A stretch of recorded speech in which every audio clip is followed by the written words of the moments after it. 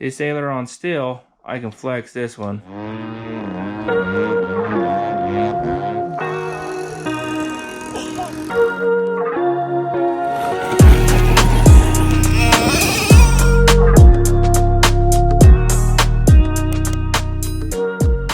Back out of the channel, everybody.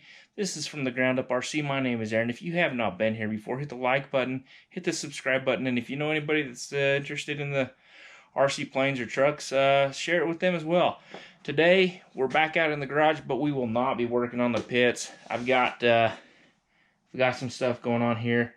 This is not structural. This is an issue I've got going on, and I'll kind of show you what I got. What my situation is, if I hold this aileron still, I can flex this one up and down, and I've strengthened this with the 1/8 inch spar doubler.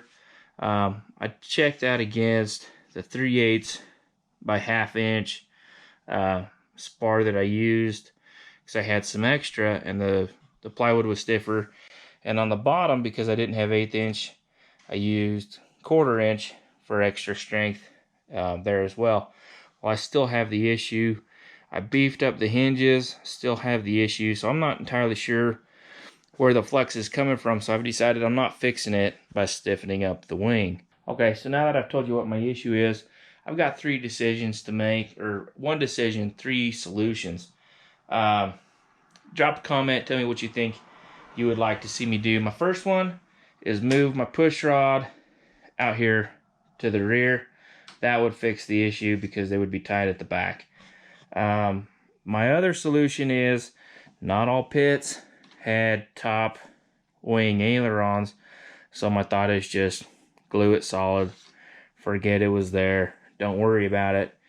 And my third option is to just go ahead, put another servo up here, then each aileron has their own servos. I would still probably leave the linkage able to hook up for scale purposes, because it does have that flex. I wouldn't worry about it. If one of them failed, I would still have another aileron. So go ahead, drop a comment, tell me what you would think you would like to see me do. I do need to move this over at the top if I'm going to try and keep it scale, because that's crooked. It should be going straight up and down, or at least be matching the strut. So let me know what you think. Today I'm gonna kind of start on something a little different. I don't know that we're gonna get going on it, but I'm gonna talk about how to read plans, and I'm gonna look at 3 different sets, maybe 4 different sets of plans, for anybody that's interested in building, whether it's kit or scratch. So let's get going after it. Okay, so this is the first set of plans we're going to look at, and this is the tail section for the pits.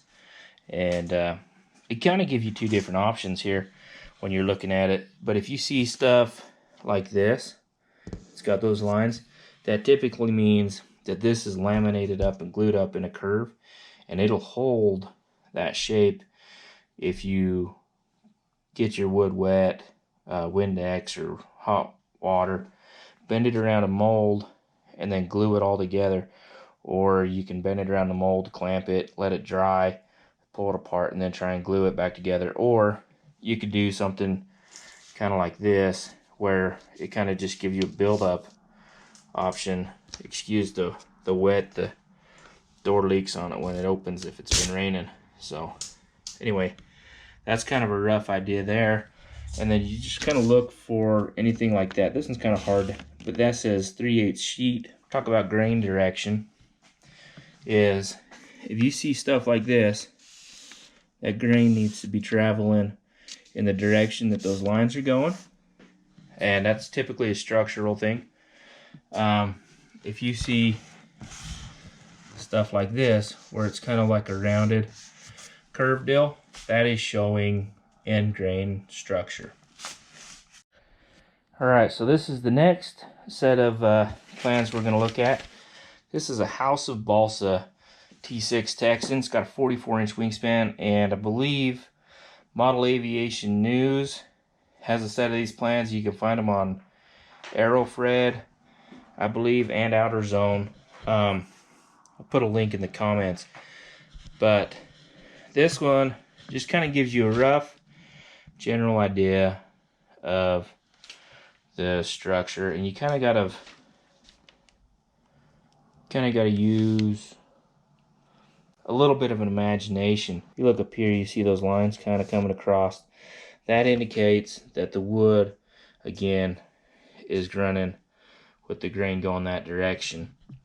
And typically on all your fuselage, your grain should run the long ways, unless it says, like right here, cross grain, which would mean that it would run side to side. And then up here, again, we got our pieces, and it tells you right in the middle what it should be made out of. 1/8 inch plywood, 1/8 inch plywood, 1/8 inch plywood. We have this one here. This is showing the block. Again, what direction it thinks this stuff should be going. Here's your upper formers. Those would be these pieces right here. If you need to trace them and cut them out, showing what direction it wants the balsa to be going. Okay, so this is the other set of plans we're looking at. Give you an idea of how big this plane is. This table is 3 foot by 6 foot. So we're gonna need a new table when we build this one, but I want to talk a little bit about what it is anyway, because I feel like this one's better drawn than that other stuff. So we can get a lot of information just off of this piece, this section right here.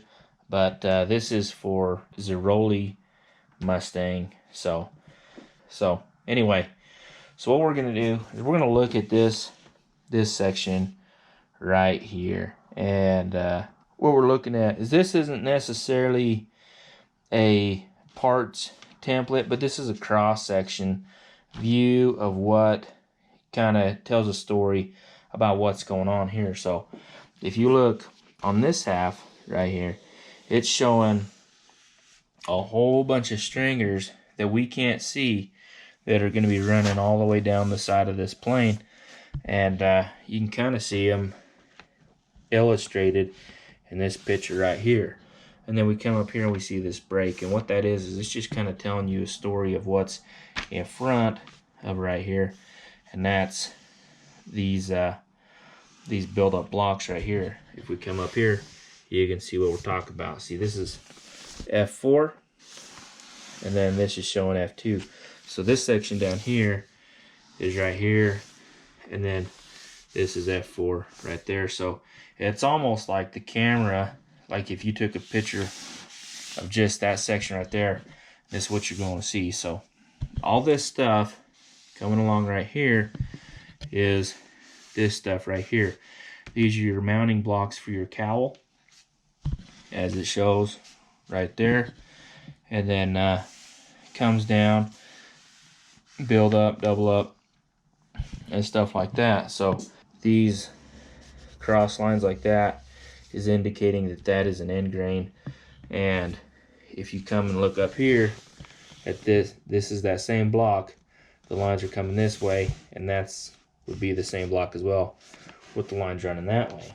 So that kind of gives you a rough idea of, you know, generally how everything is drawn out. It's pretty universal. We're not going to be starting on this project for a while, but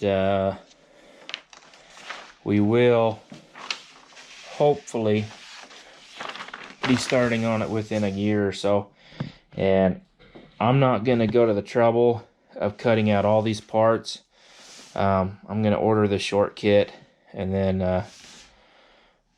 we'll figure out everything else we got to add to it, which is easy because he gives you materials list for everything that you're going to need, so that you can order it all instead of having to try and figure it all out. So Well, thank you for watching. If you enjoyed what you saw, hit the like, hit the subscribe button. If you got questions, hit the comment. If you think I'm an idiot, drop a comment as well.